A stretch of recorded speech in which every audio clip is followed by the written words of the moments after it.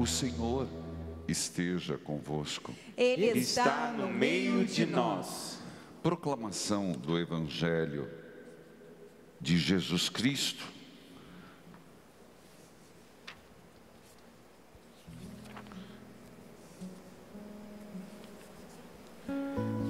Só um minutinho, traga o licionário para mim.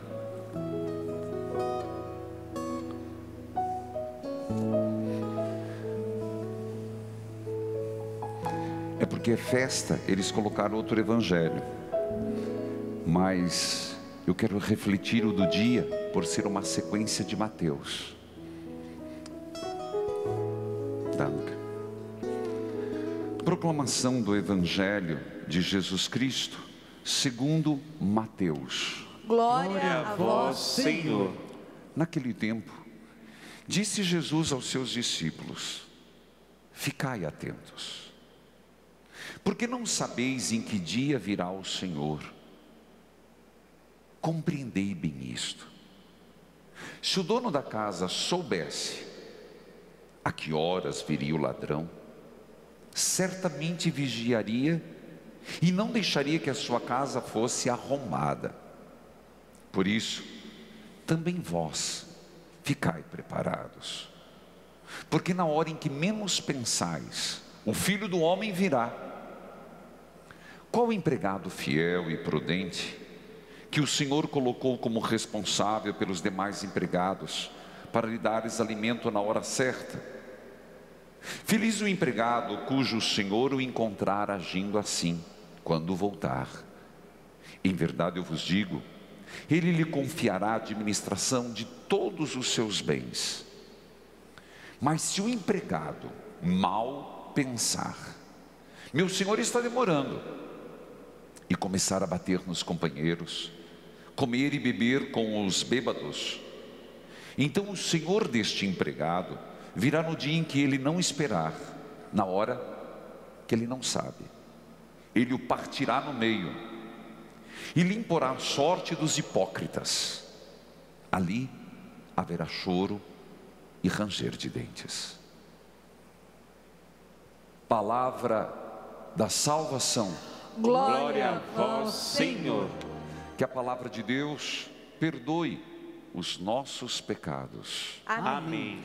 Querido povo de Deus, amados filhos e filhas, dia de celebrarmos quinta-feira eucarística, e nós estamos nessa proposta, nesse movimento entre nós católicos, pedindo: dai-nos, Senhor, mais corações adoradores a Jesus eucarístico. Vamos repetir: dai-nos, Senhor, mais corações adoradores a Jesus eucarístico. Mais uma vez: dai-nos, Senhor, mais corações adoradores a Jesus eucarístico. Por isso, a quinta-feira, na obra Evangelizar é Preciso, é marcada pela Eucaristia. Você pode perceber pela programação, pelos diversos programas, também no rádio e também na missa, culminando com a adoração às 19 horas. Mas é o dia todo, desde que o sol desponta até a virada do dia, pedir as graças e bênçãos a Jesus eucarístico. E ao mesmo tempo que cada um de nós, você, eu, despertemos no outro aquilo que a oração diz: um coração adorador a Jesus eucarístico. Meus irmãos, ainda mais hoje, quem acompanhou o Experiência de Deus, nós estamos na leitura do Números, e se você lembrar, tanto o Êxodo quanto o Número fala da tenda do Senhor. Quem perdeu, veja no reprise, que Deus estava presente, e Ele dizia: eu estarei na tenda, e me manifestarei na arca da aliança, quando os anjos, os serafim, os querubins, as asas se encontram. Nós estamos com cautela fazendo também uma arca, mas não para voltar ao passado. onde você vai perceber que nós vamos exaltar a nova e eterna arca, Jesus Eucarístico. E eu dizia que nós aqui no santuário, lembra que eu falei, tenda, o Senhor dizendo, armem a tenda no acampamento, eu estarei com vocês. E aqui nós temos uma tenda. É verdade que eles vão colocando um monte de tapume, que não tem necessidade, mas já vai ser tirado esse mês. Mas quando você entrar aqui, chegando um pouco antes, por isso eu fazia lá, você lembra os episódios, missa parte por parte, não deixe de acompanhar. Aqui é uma tenda, não só lá. Quando você entrar aqui no Santíssimo, que você tenha essa perspectiva, estou entrando numa tenda, lembrando o Antigo Testamento, mas lembrando aquilo que Pedro disse, é bom estarmos aqui. Vamos fazer 3 tendas, uma para ti, Jesus, outra para Moisés, outra para Elias. Aqui está a tenda do Senhor. Esse lugar é santo, porque santo é quem está aqui, Jesus Eucarístico. Então quando você vier, agora não está tendo visitas de fora de Curitiba, mas passada a pandemia, com a graça de Deus e a vacina para todos, sem exceção, peço sempre que não pode ser só para os ricos, tem que ser para todos. Quando vierem, ou você de Curitiba, não deixa de fazer essa experiência, a experiência de entrar silenciosamente nessa tenda, a casa do Senhor. Mas padre, aqui na minha paróquia tem o Santíssimo, na tua comunidade tem o Santíssimo, e sem dúvida, quando você visita o Santíssimo, você está diante na tenda do Senhor. Filhos queridos, feito esse introito, que é muito significativo para mim, e eu quero muito despertar em você esse tesouro inestimável que nós temos, que é o quê? O tesouro escondido, o tesouro do campo, a pérola preciosa. O que é? Jesus Eucarístico. O que é a nossa pérola preciosa, nosso tesouro escondido? Jesus Eucarístico. Gente, dá uma salva de palmas, porque Deus, é verdade. Felizes somos nós católicos, felizes somos nós que temos a Eucaristia, não porque somos diferentes ou devemos nos sentir envaidecidos, mas uma responsabilidade que nós temos Jesus Eucarístico entre nós. Isso tem que, por isso que eu estou nessa oração, dai-nos, Senhor, mais corações adoradores a Jesus Eucarístico. Dai-nos, Senhor, mais corações adoradores a Jesus Eucarístico. Dai-nos, Senhor, mais corações adoradores a Jesus Eucarístico. O Evangelho de hoje, na sequência de Mateus, eu fiz questão de fazer, não que a equipe litúrgica errou, por favor, não pensem assim, eles fizeram certinho. É que eu estou numa busca de, com você, até o final do ano, estudando o Evangelho de Mateus. Estamos numa catequese. Deixamos o capítulo 23 dos ais de Jesus, terminei ontem, as 7 invictas, que quer dizer os 7 ais de Jesus, e hoje adentramos no capítulo 24, já no final praticamente, mas é praticamente Jesus dizendo assim: já foi denunciado, já foi anunciado as bem-aventuranças, já foi denunciado o que não é para existir dentro da comunidade, e agora o Senhor diz: ficai atentos, atentos. Em outras palavras, vigilantes. Meus irmãos, esse estado de vigilância, que com muita facilidade a gente perde. Ontem eu falava da preguiça. Uma das coisas é preguiça, foi a primeira leitura. Mas outra coisa E a própria comunidade de São Mateus teve esse perigo. Porque vejam, não é fácil. Eles esperavam que Jesus ressuscitasse, e antes que os apóstolos morressem, o último que morreu foi São João, com 100 anos, Jesus voltaria. Por isso que toda virada de milênio tem aquela história, ele vai voltar. É da nossa natureza, porque nós estamos esperando a volta de Jesus. Toda missa nós falamos a isso.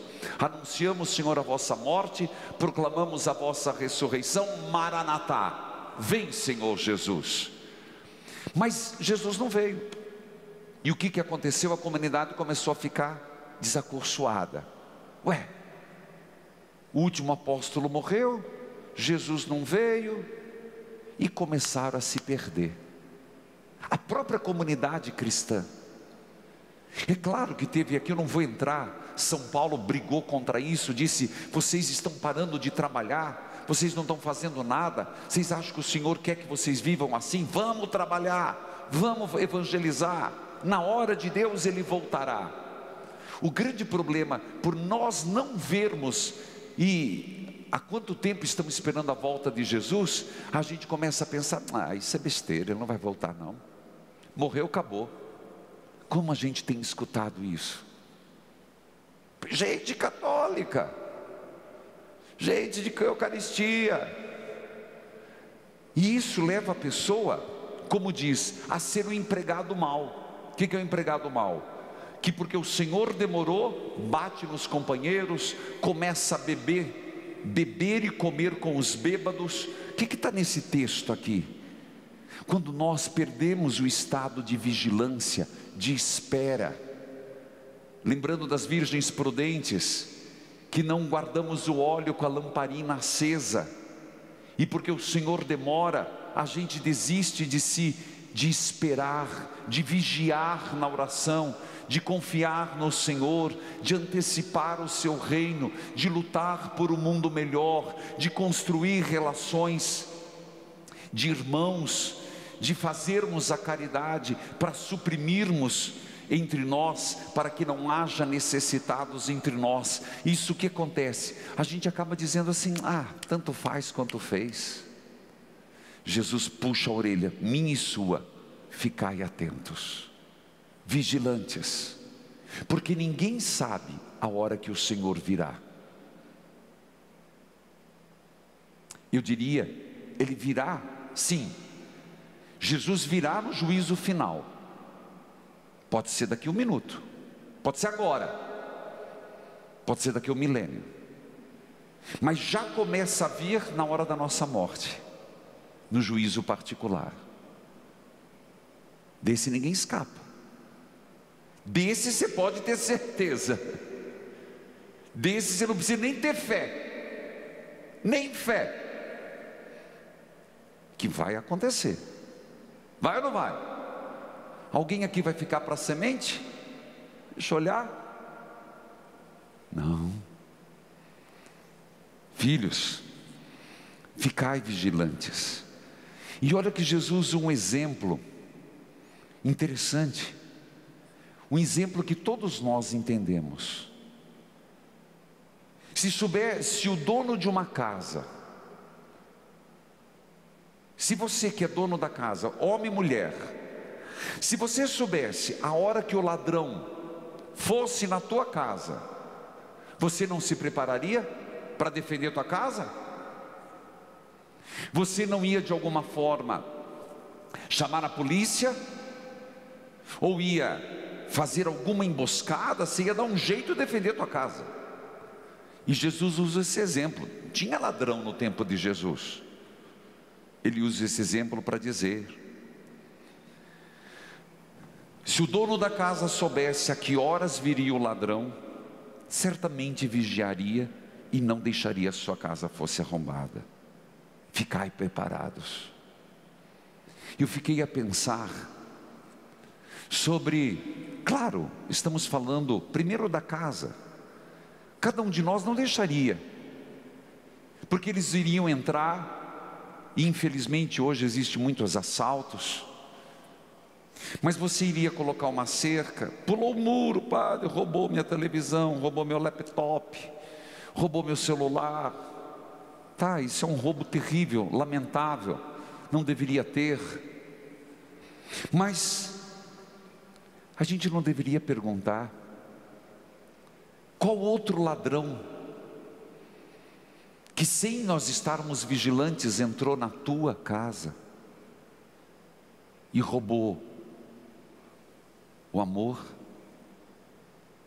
a paz? Qual foi o ladrão que entrou dentro do teu casamento? Nós estamos caminhando para o final, estamos no 27º dia, daqui a uns dias terminamos a Sagrada Família de Nazaré. Então pensa, qual foi o ladrão, e dê nome a isso, que entrou e tirou a cumplicidade, a alegria de estar dentro de casa, de pais e filhos, a alegria de um marido e de uma mulher, o amor, a ternura. O que é que roubou o diálogo? O que é que roubou o respeito? Esse ladrão é diabólico, meu filho. Esse ladrão é diabólico porque ele entrou e nós não estávamos vigilantes, e nós permitimos que ele levasse a alegria de viver. Será que o Senhor não está chamando atenção para isso também? Ficai vigilantes. Há muitos ladrões querendo entrar na tua vida, destruir a confiança pela infidelidade. Roubou. E você sabe como é difícil confiar de novo. Confiança é tão difícil de se reter. É claro, meus irmãos, eu comecei socialmente falando, a nível de mundo. Veja quantas vidas, quase 120 mil mortos, estou dizendo números gerais. Quantas vidas foram roubadas? O Covid entrou, a gente não esperava, a gente não vê. E sabe, desculpa eu falar isso, mas a gente fala, mas essas coisas não existem, pá, essas coisas de mal não existem. Eu estava pensando esses dias, quer um exemplo? Olha o Covid, ninguém enxerga o vírus, claro, no microscópio, micro, meu, nem que fosse um elefante não enxergar mesmo, uma dificuldade danada. A gente não enxerga, mas quantas vidas foram ceifadas? E nós estamos sujeitos a isso. Um vírus, microscópio milésimo. O mal não existe, ô filho. Olha o exemplo. O mal não existe. Então também, vamos pensar um pouquinho na nossa alma, porque também é aqui, ó, casa.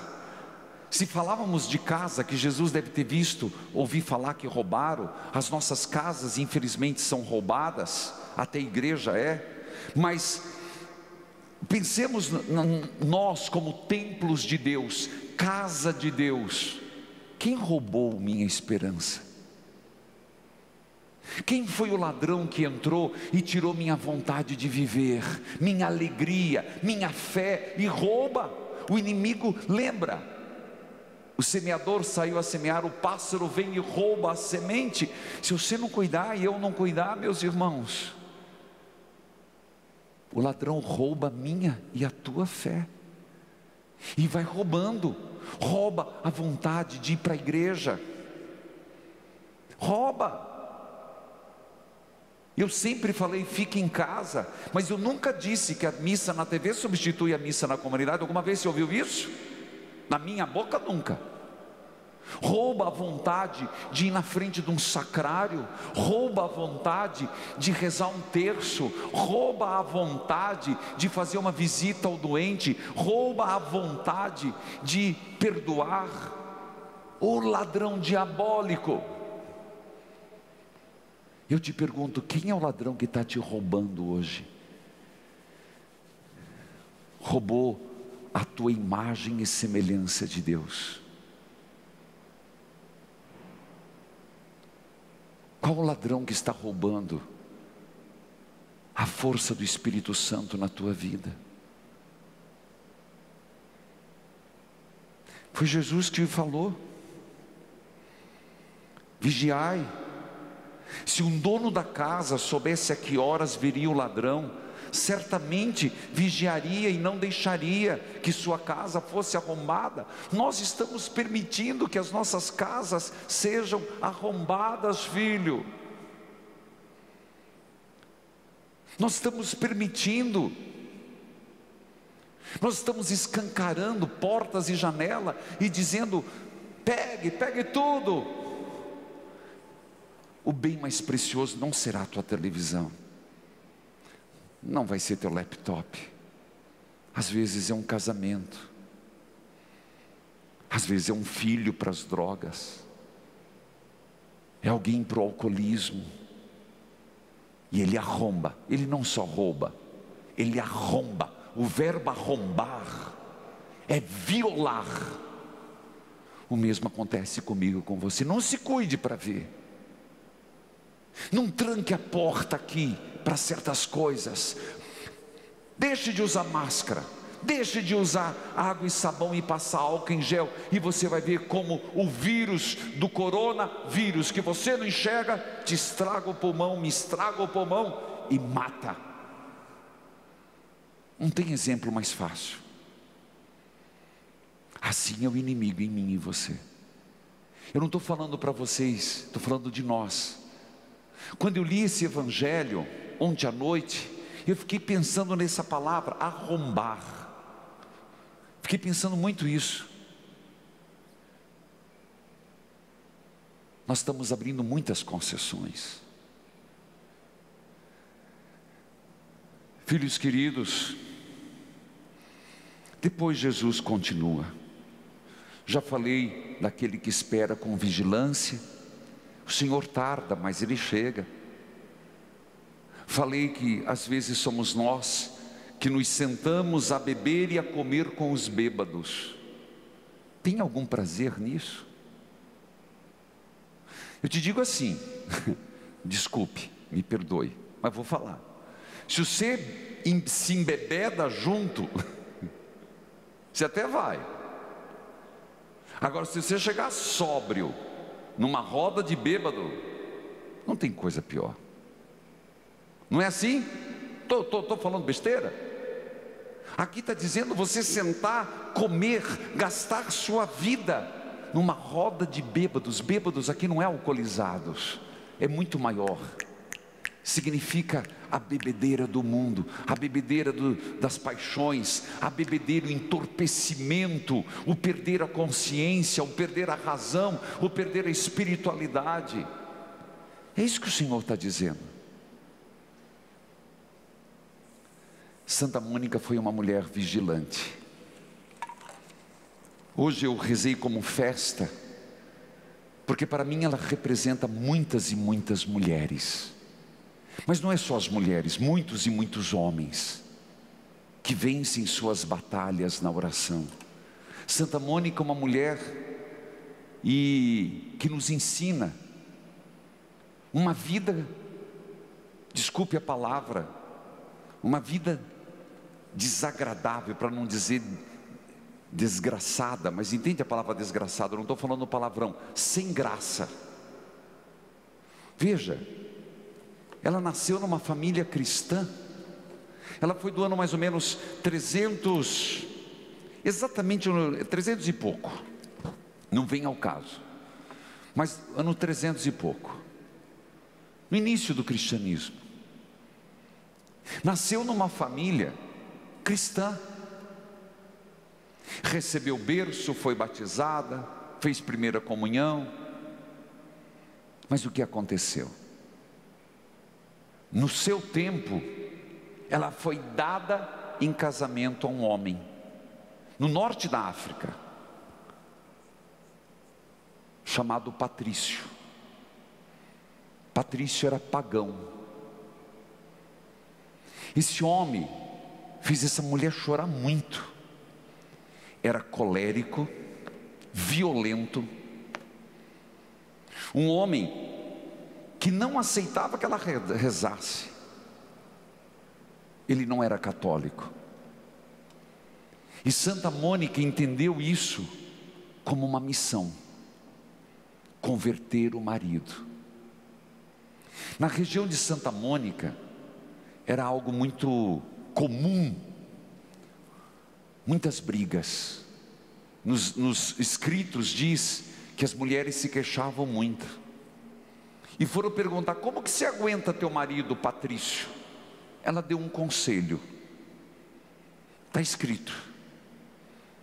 Ela respondeu: eu consigo viver pacificamente com meu marido, porque quando meu marido está de mau humor, eu me esforço em estar de bom humor. Quando ele grita, eu me calo. Quando ele quer brigar, eu não brigo. É preciso dois para brigar. Você vai talvez questionar esse conselho que ela deu para os nossos tempos. Mas, meus irmãos, ontem inclusive foi uma reflexão: você quer ter razão ou quer ter paz? Há tantos que brigam porque eu tenho razão. Para quê? Não abre mão dos seus princípios. Para quê? Santa Mônica foi uma mulher que moldou o marido.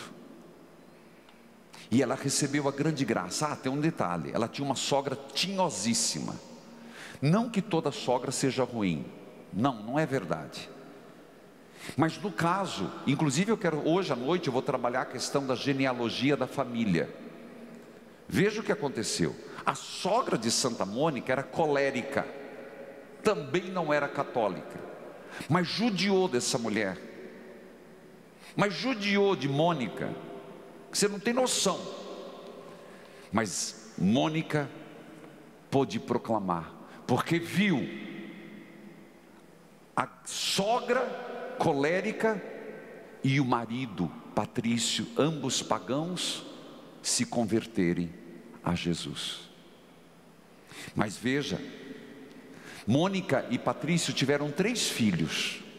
O mais velho se chamava Agostinho, depois eu esqueci o nome do meio, e depois tinha Perpétua, uma única filha.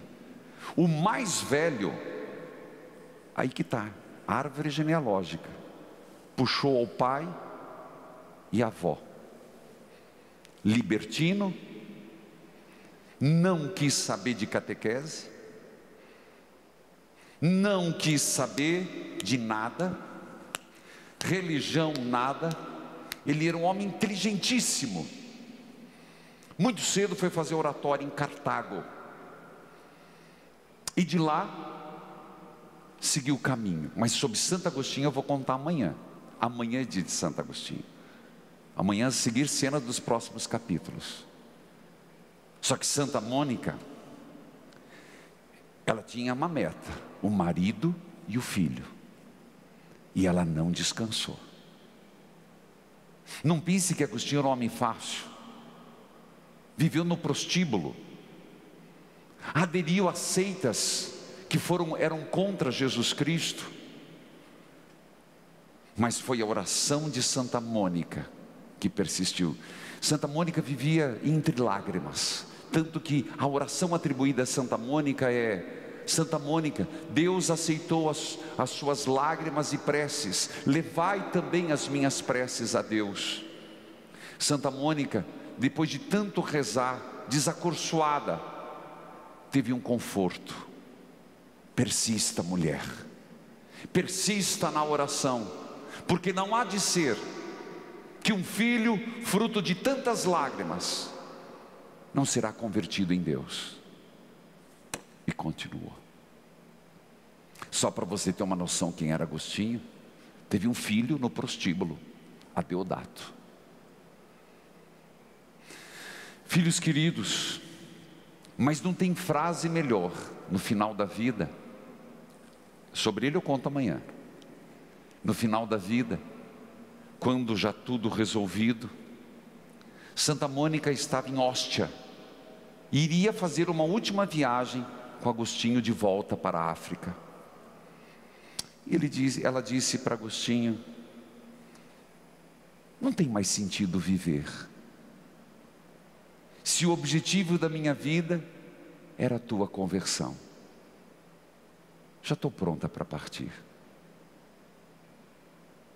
Mas para terminar, bem-aventurada Mônica, que o grande Santo Agostinho, doutor da igreja, uma das mentes mais privilegiadas de todos os tempos, escreve o quanto ele agradece a mãe. Sobre Mônica ele diz: no parto me gerou para a vida, na oração me gerou para a graça.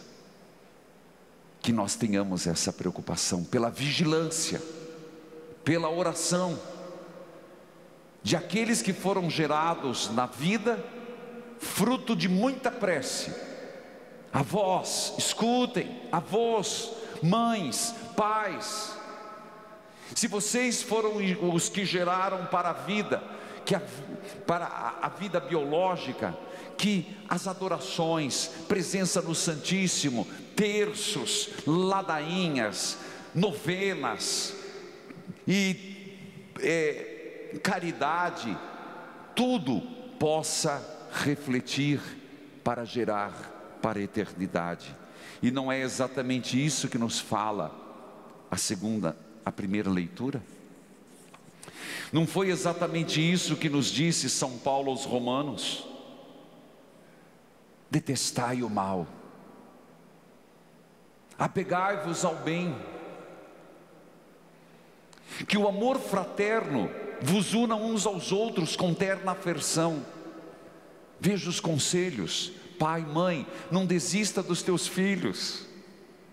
Pai, mãe, não desista de trazer de novo para o cristianismo aqueles que abandonaram, para o batismo, para a conversão. Você tem uma poderosa arma: teus joelhos e, se preciso, tuas lágrimas, porque tua lágrima, Deus estende a mão para acolhê-la. Cada lágrima sua está no côncavo da mão de Deus. Sede zelosos, diligentes, sejam fervorosos no espírito, sirvam sempre o Senhor, alegre-se pela esperança, alegre-se pela esperança. Pai, tem esperança, mãe, tem esperança, salva a tua família. Fortes na tribulação, seja forte, quando a tribulação vier, seja forte, perseverante na oração. Aqui está o segredo de Santa Mônica: alegria na esperança, forte na tribulação, perseverante na oração. Que na devoção e no amor a Jesus Eucarístico, também nós possamos perseverar. Amém? Amém. Ele...